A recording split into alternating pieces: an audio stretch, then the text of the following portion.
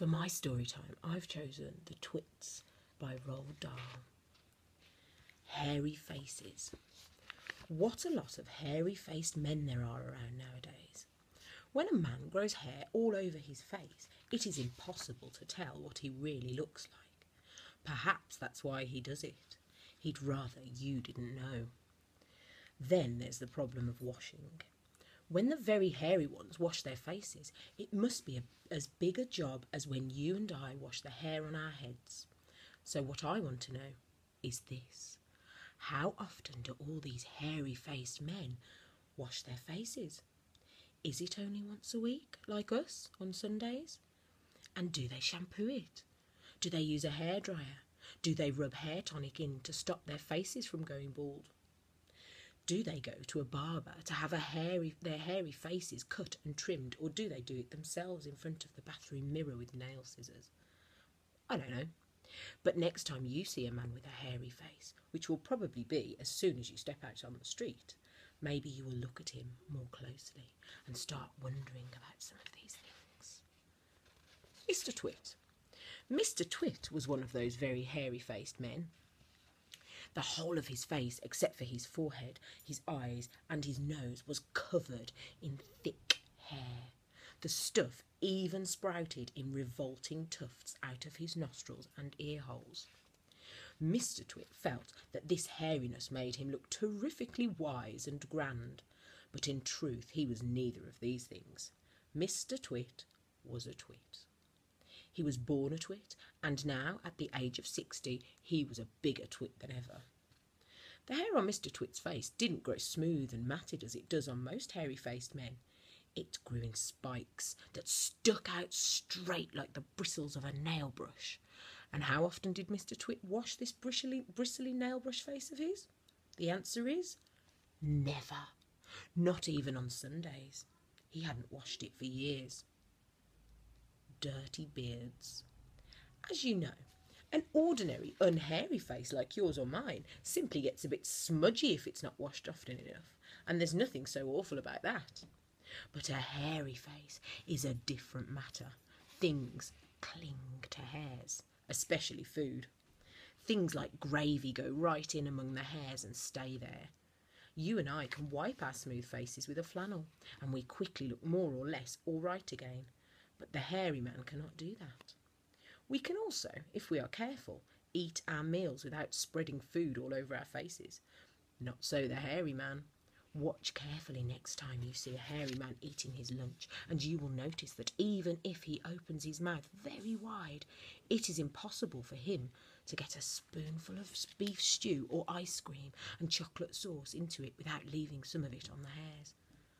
Mr. Twit didn't even bother to open his mouth wide when he ate, and as a result, and because he never washed, there were always hundreds of bits of old breakfasts and lunches and suppers sticking to the hairs around his face.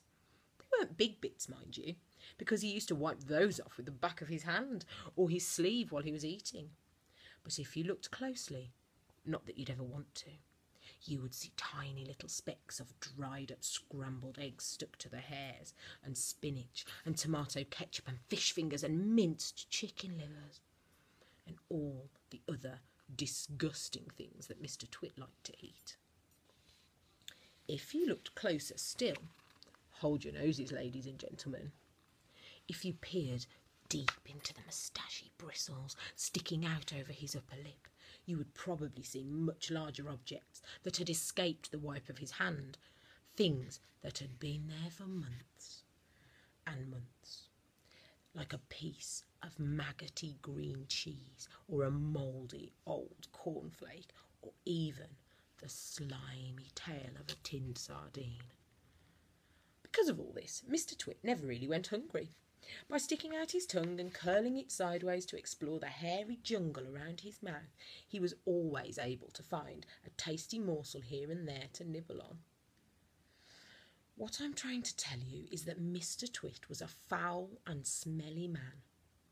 He was also an extremely horrid old man, as you will find out in a moment. Mrs. Twit.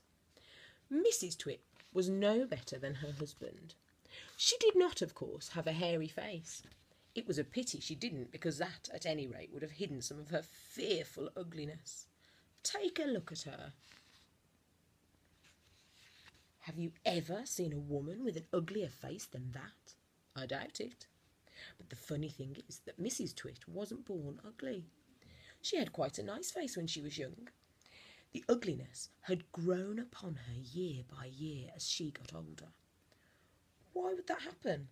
I'll tell you why. If a person has ugly thoughts, it begins to show on their face. And when that person has ugly thoughts every day, every week, every year, the face gets uglier and uglier until it gets so ugly you can hardly bear to look at it. A person who has good thoughts can not ever be ugly. You can have a wonky nose and a crooked mouth and a double chin and stick-out teeth, but if you have good thoughts, they will shine out of your face like sunbeams, and you will always look lovely. Nothing shone out of Mrs. Twit's face. In her right hand she carried a walking stick.